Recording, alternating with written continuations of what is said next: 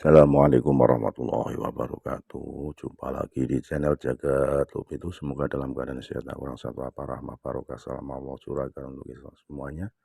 Gus Wakih atau KRT Wirhatin menyampaikan kronologi awal bagaimana isu nasab berkembang terkait dengan persekusi Gus Muat Peret oleh Muhyiddin, seorang Habib di Yogyakarta.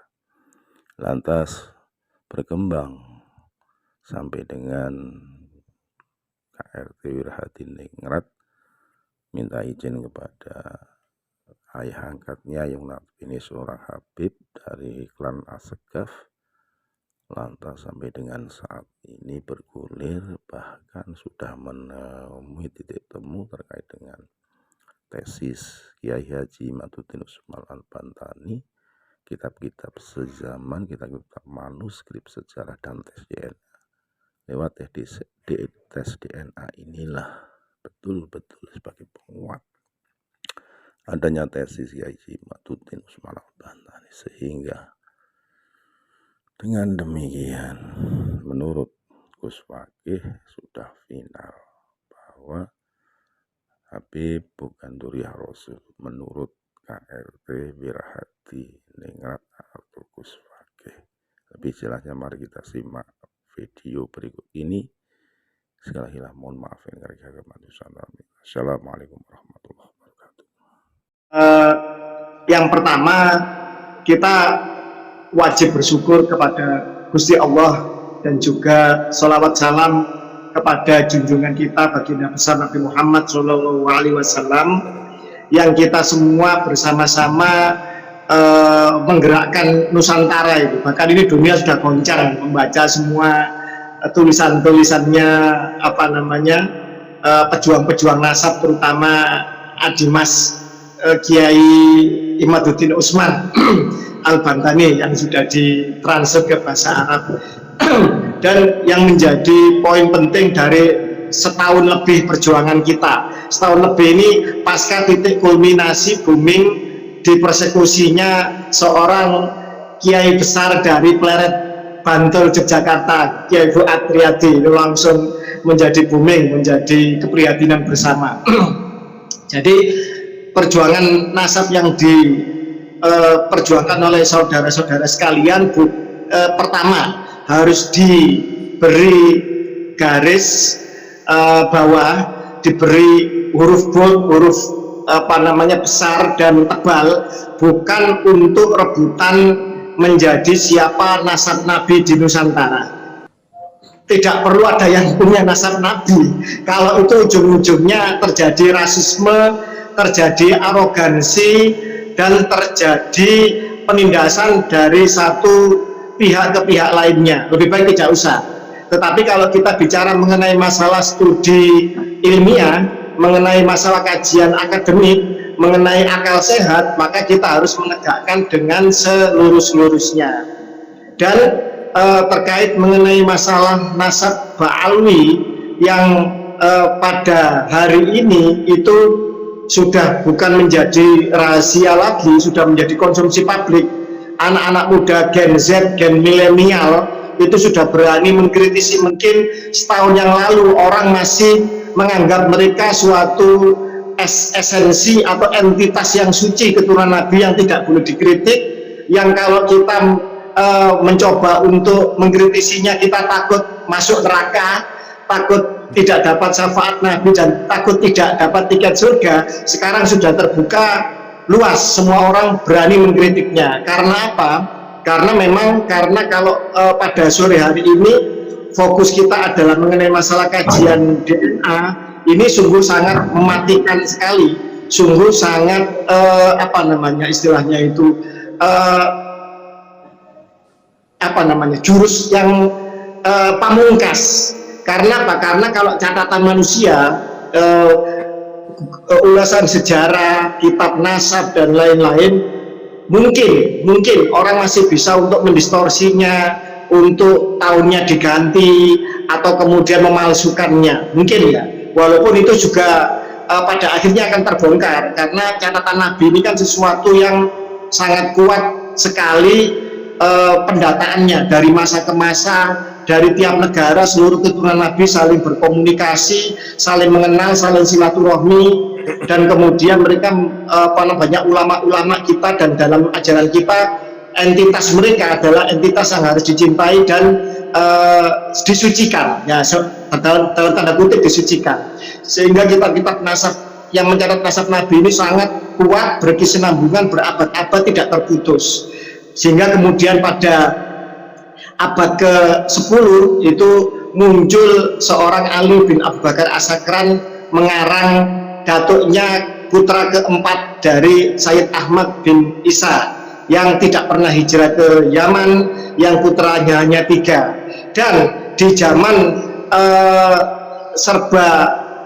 canggih teknologi sekarang ini, di mana semua fenomena alam, semua di ruang waktu dimensi itu sudah terukur, sudah bisa dinumerikan, sudah bisa dimatematika, termasuk juga jangankan alam semesta yang demikian besar, jaraknya panas dari suatu bintang atau matahari atau jarak galaksi, kapan terjadi mengembang dan mengempis, berapa luas black hole sudah terukur dengan ilmu matematika, dengan sains kita, dengan astronomi kita, juga dengan teknologi biomolekuler kita, ilmu genetika telah membuat lompatan-lompatan yang dahsyat sekali, bahwa semua susunan genetik makhluk hidup itu telah terbaca dan punya DNA, deoksiribosonukleik acid.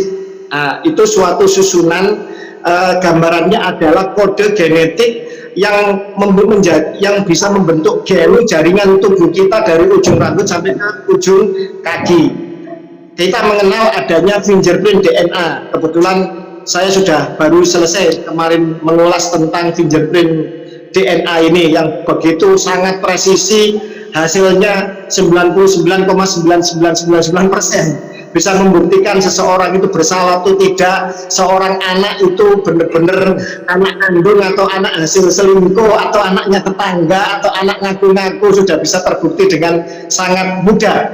Bukan hanya dari darah, dari ingus, dari air liur, dari rambut, dari tulang yang telah lama membusuk, dikubur lama, bisa dibongkar, bisa dites DNA-nya untuk mengetahui kebenaran, untuk menyingkap kebenaran itu sendiri.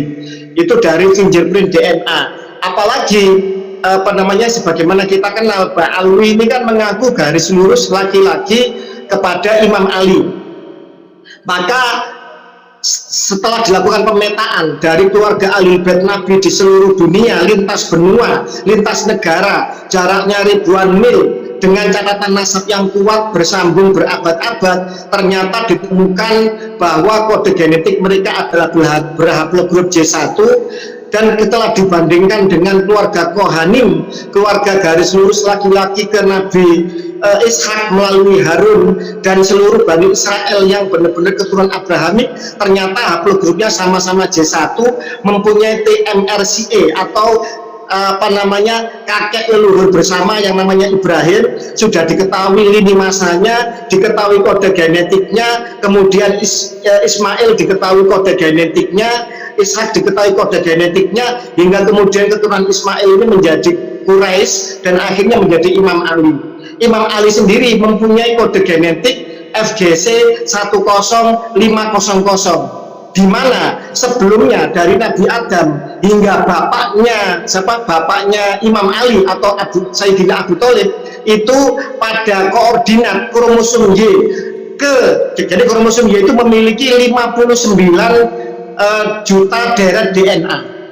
Pada koordinat yang ke 20 juta 706.147. Wah, ini koordinatnya sangat presisi. Ini ilmu genetik harus presisi, nggak boleh tidak presisi, harus matematis, harus terukur. Pada titik itu dari Nabi Adam hingga bapaknya Imam Ali itu masih timing, masih T kodenya. Tetapi ke Imam Ali sudah bermutasi menjadi C atau sitosin. Dan ini tercatat di dalam seluruh keturunan dari Imam Ali, baik Hasan maupun Husain.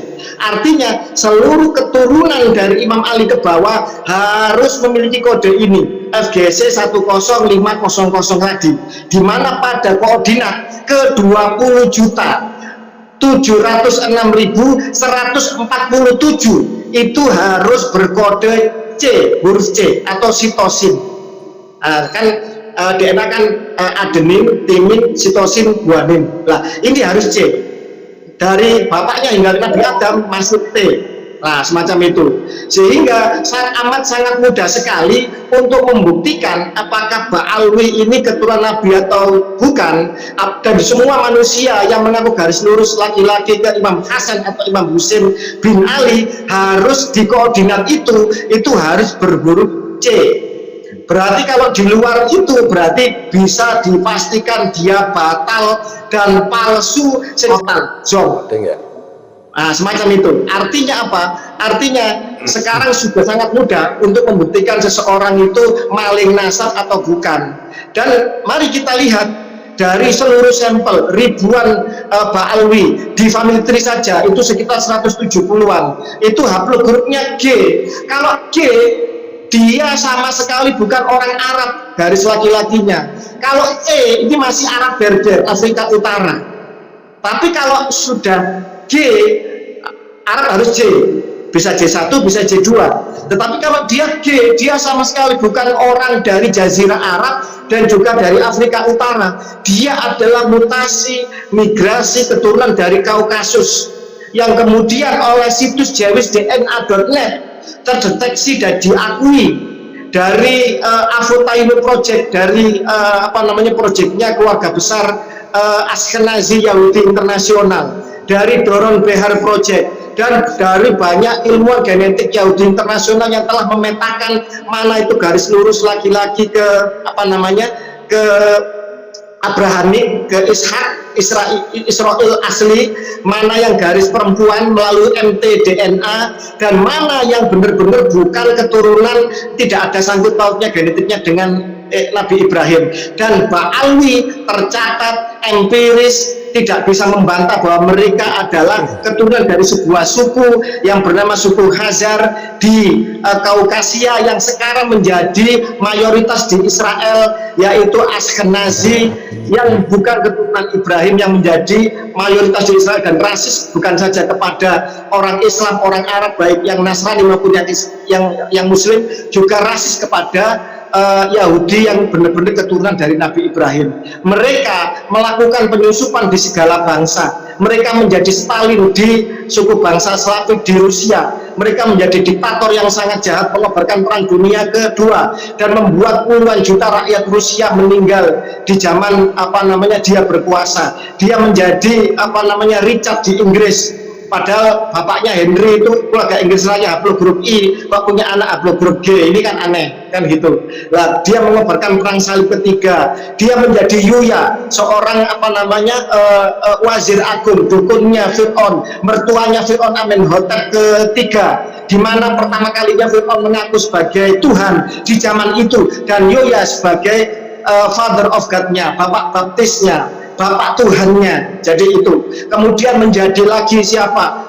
Mumi tertua haplogrup K Otzi yang di senjatanya itu banyak bercak darah. Dia seorang pembantai, dia seorang genocide suku lain di zaman itu. Kemudian dia juga menjadi kepala mafia internasional penjahat di Amerika, Al Capone, yaitu kepala geng mafia yang menjadi prototipe seluruh kejahatan. Jadi haplogrup G ini menyebar ke banyak etnis, ke banyak benua, ke banyak suku bangsa.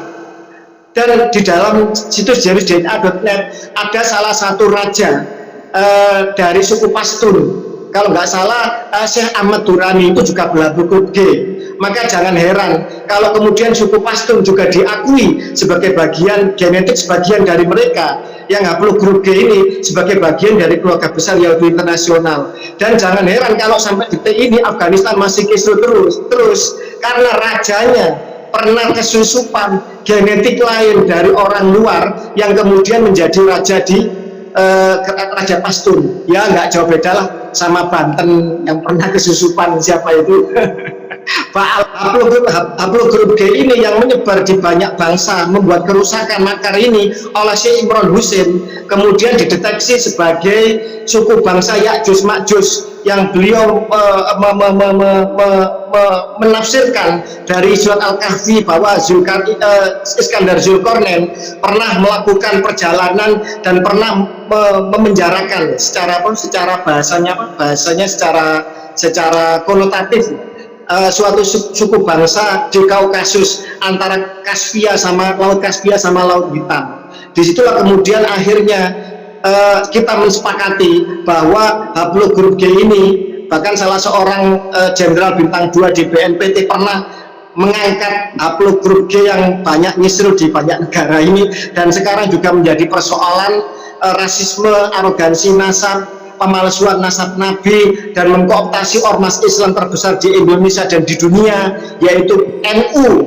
Kemudian mereka mengglorifikasi nasab palsunya, dan ini berbahaya bagi entitas kebangsaan, bagi pilar NKRI kita, pilar kebinekaan, Pancasila, dan yang lain sebagainya. Demikian mungkin itu yang bisa saya sampaikan, agar pas maghrib nanti semua bisa berbicara. Monggo. Wassalamualaikum warahmatullahi wabarakatuh.